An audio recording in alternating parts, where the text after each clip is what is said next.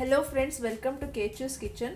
ಇವತ್ತು ನಾನು ನಿಮಗೆ ತುಳಸಿ ಜಿಂಜರ್ ಟೀ ಹೇಗೆ ಮಾಡೋದು ಅಂತ ಹೇಳ್ಕೊಡ್ತೀನಿ. ಅದಕ್ಕೆ ನಾನು ಹಾಲು ತೊಗೊಂಡಿದ್ದೀನಿ, ಟೀ ಪೌಡರ್, ಬೆಲ್ಲ, ತುಳಸಿ ಮತ್ತು ಶುಂಠಿ ತೊಗೊಂಡಿದ್ದೀನಿ. ಇದು ಹೇಗೆ ಮಾಡೋದಂತ ಮೊದಲಿಗೆ ಹೇಳ್ತೀನಿ. ಮೊದಲಿಗೆ 2 ಪೀಸ್ ಶುಂಠಿನ ತೊಗೊಂಡಿದ್ದೀನಿ. ಇದು ಫುಲ್ ಕ್ಲೀನ್ ಮಾಡಿ ಸಿಪ್ಪೆ ಎಲ್ಲ ತೆಗೆದಿದ್ದೀನಿ.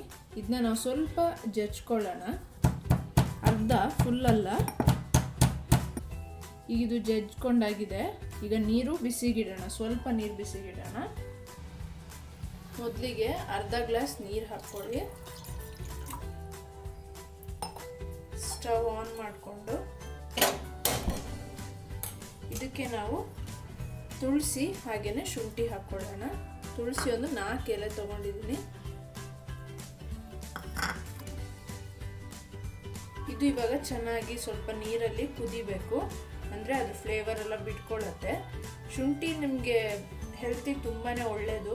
ಇದು ಥ್ರೋಟ್ ಇನ್ಫೆಕ್ಷನ್ ಇದ್ದರೆ ಅಥವಾ ಶೀತ ಆಗಿದ್ದರೆ, ನಿಮಗೆ ಕೆಮ್ಮಿದ್ರೆ ಎಲ್ಲ ತುಂಬಾ ಒಳ್ಳೆಯದು. ಈ ಥರನೂ ನೀವು ಮಾಡ್ಕೋಬೋದು. ಟೀ ಪೌಡರ್ ಇಲ್ಲದೆ ಮಾಡ್ಕೋಬೋದು, ಅಥವಾ ನಿಮಗೆ ಸ್ವಲ್ಪ ಟೀ ಪೌಡರ್ ಬೇಕಾದರೆ ಟೀ ಪೌಡರ್ ಕೂಡ ಹಾಕೋಬೋದು. ಈಗ ನಾನು ಇದಕ್ಕೆ ಸ್ವಲ್ಪ ಟೀ ಪೌಡರ್ ಕೂಡ ಆ್ಯಡ್ ಮಾಡ್ತೀನಿ. ಈಗ ನಾನು ಇದಕ್ಕೊಂದು ಸ್ವಲ್ಪ ಟೀ ಪೌಡರ್ ಹಾಕ್ಕೊತೀನಿ, ಒಂದು ಅರ್ಧ ಸ್ಪೂನ್. ಇವಾಗ ಇದು ಸ್ವಲ್ಪ ಚೆನ್ನಾಗಿ ಕುದಿಲಿ, ಆಮೇಲೆ ಹಾಲು ಆ್ಯಡ್ ಮಾಡ್ಕೊಳ್ಳೋಣ.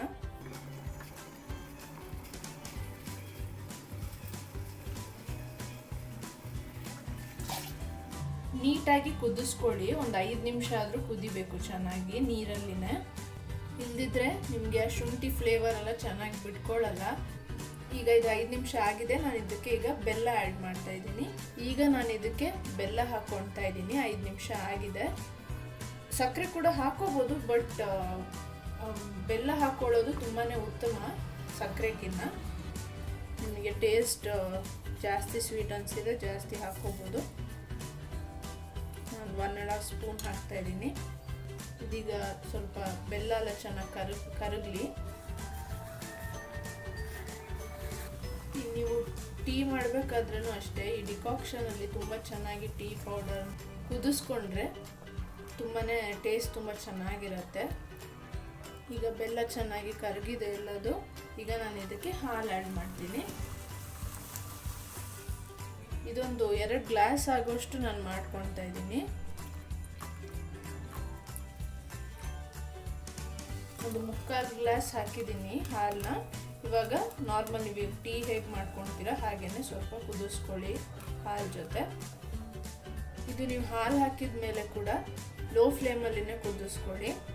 ಇನ್ನೊಂದೇನೆಂದರೆ, ನೀವು ಇವಾಗ ಟೀ ಮನೇಲಿ ಜಾಸ್ತಿ ಕುಡಿಯೋರಿದ್ರೆ, ಅಂದರೆ ತುಂಬ ಟೀ ಅಡಿಕ್ಷನ್ ಇರುತ್ತೆ ಒಬ್ರೊಬ್ರಿಗೆ, ನಾರ್ಮಲ್ ಟೀ ಇರುತ್ತಲ್ಲ ನೀವು ಮಾಡ್ಕೊಡ್ತೀರಲ್ಲ, ಅದನ್ನ ಹೇಳ್ತಾ ಇದ್ದೀನಿ. ಅದಕ್ಕೆ ನೀವು ಅಡಿಕ್ಷನ್ ಇದ್ದಾಗ ನೀವು ಸ್ವಲ್ಪ ಈ ಥರ ಮಾಡಿಕೊಡ್ಬೋದು. ಅಂದರೆ ಶುಂಠಿ ನಿಮಗೆ ಜಾಸ್ತಿ ಫ್ಲೇವರ್ ಸ್ಟ್ರಾಂಗ್ ಅನಿಸಿದರೆ ಬೇಡ. ತುಳಸಿ ಸ್ವಲ್ಪ, ಶುಂಠಿನೊಂದು ಸ್ವಲ್ಪ ಲೈಟಾಗಿ ಹಾಕಿ, ಏಲಕ್ಕಿ ಹಾಕಿ ಹಾಗೆ ಮಾಡಿಕೊಟ್ರೆ ಇನ್ನು ಟೇಸ್ಟು ಚೆನ್ನಾಗಿರುತ್ತೆ. ಹಾಗೆಯೇ ಅದು ಸ್ವಲ್ಪ ಹೆಲ್ತಿಗೂ ಬೆನಿಫಿಟ್ಸ್ ಕೂಡ ಇರುತ್ತೆ ಅದರಿಂದ. ಸೊ ಪಿತ್ತ ಕೂಡ ಸ್ವಲ್ಪ ಕಮ್ಮಿ ಆಗುತ್ತೆ. ಅಂದರೆ ಸ್ವಲ್ಪ ಟೀ ಪೌಡರ್ ಸ್ವಲ್ಪ ಕಮ್ಮಿ ಮಾಡಿ ಈ ಥರ ಫ್ಲೇವರ್ಸ್ನ ಜಾಸ್ತಿ ಆ್ಯಡ್ ಮಾಡಿ, ಆವಾಗ ಇನ್ನೂ ಚೆನ್ನಾಗಿರುತ್ತೆ. ನೋಡಿ, ಹಾಲು ಕುದೀತಾ ಇದೆ. ಇವಾಗ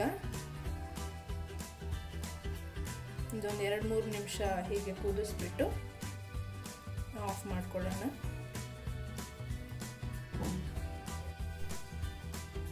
ಈಗ ಇದು ಆಗಿದೆ, ಆಫ್ ಮಾಡ್ಕೊಳ್ತೀನಿ.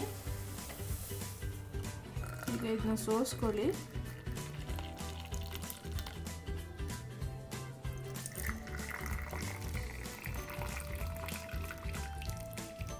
ತುಳಸಿ ಜಿಂಜರ್ ಟೀ ಇವಾಗ ರೆಡಿ ಆಗಿದೆ. ನೀವು ಮನೇಲಿ ಟ್ರೈ ಮಾಡಿ ಹೇಗಿದೆ ಅಂತ ನನಗೆ ತಿಳಿಸಿ. ಹಾಗೆಯೇ ನನ್ನ ಚಾನಲ್ನ ಸಬ್ಸ್ಕ್ರೈಬ್ ಮಾಡಿ, ವಿಡಿಯೋ ಇಷ್ಟ ಆಗಿದ್ದರೆ ಶೇರ್ ಹಾಗೆಯೇ ಲೈಕ್ ಮಾಡಿ. ಮತ್ತೆ ನಿಮ್ಮನ್ನ ನೆಕ್ಸ್ಟ್ ವಿಡಿಯೋದಲ್ಲಿ ಮೀಟ್ ಆಗ್ತೀನಿ. ಅಲ್ಲಿವರೆಗೂ ಬಾಯ್.